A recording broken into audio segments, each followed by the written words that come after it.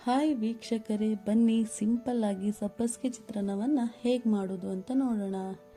ಈ ರೀತಿ ಒಂದ್ಸರಿ ನಿಮ್ಮ ಮನೆಗಳಲ್ಲಿ ಮಾಡಿಕೊಂಡ್ರೆ ಮತ್ತೊಮ್ಮೆ ತಿನ್ನಬೇಕು ಅನಿಸುತ್ತೆ, ಅಷ್ಟು ರುಚಿಯಾಗಿರುತ್ತೆ. ಮೊದಲಿಗೆ ಸ್ವಲ್ಪ ಎಣ್ಣೆ, ಸಾಸಿವೆ, ಕಡಲೆಬೇಳೆ ಹಾಗೂ ಕಡಲೆ ಬೀಜವನ್ನು ತಗೊಂಡಿದ್ದೇನೆ. ನಂತರ ರುಚಿಗೆ ತಕ್ಕಷ್ಟು ಉಪ್ಪು, ನಿಂಬೆಹಣ್ಣು ಮತ್ತು ಅರ್ಧ ಸ್ಪೂನ್ ಅರಿಶಿಣ, ಹಾಗೆ ಸಬ್ಬಸಿಗೆ ಸೊಪ್ಪು 1 ಕಪ್ಪು, 3 ಈರುಳ್ಳಿ, 2 ಟೊಮೆಟೊ, 2 ಹಸಿಮೆಣಸು, ಕರಿಬೇವು ಮತ್ತು ಪರಿಮಳಕ್ಕೆ ಕೊತ್ತಂಬರಿ ಸೊಪ್ಪನ್ನು ತೆಗೆದುಕೊಂಡಿದ್ದೀನಿ. ಈಗ ನೀವು ಒಂದು ಪಾತ್ರೆಗೆ ಎಣ್ಣೆ ಹಾಕಿದ ನಂತರ ಸಾಸಿವೆ ಚಟಪಟ ಅಂದ ಮೇಲೆ ಕರಿಬೇವು, ಕಡಲೆಬೇಳೆಯನ್ನು ಹಾಗೂ ಶೇಂಗಾವನ್ನು ಹಾಕಿ ಚೆನ್ನಾಗಿ ಹುರಿಯಿರಿ.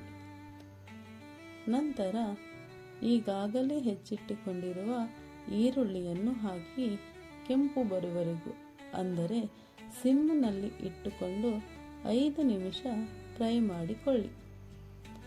ಹೀಗೆ ಫ್ರೈ ಮಾಡುತ್ತಾ ನಂತರ ಹಸಿಮೆಣಸು, ಟೊಮೆಟೊ ಹಾಕಿ ಚೆನ್ನಾಗಿ ಹುರಿಯಿರಿ.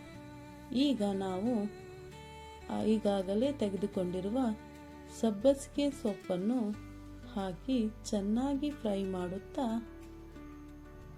ಕೆಂಪು ಬರುವವರೆಗೂ ಹುರಿದುಕೊಳ್ಳಿ.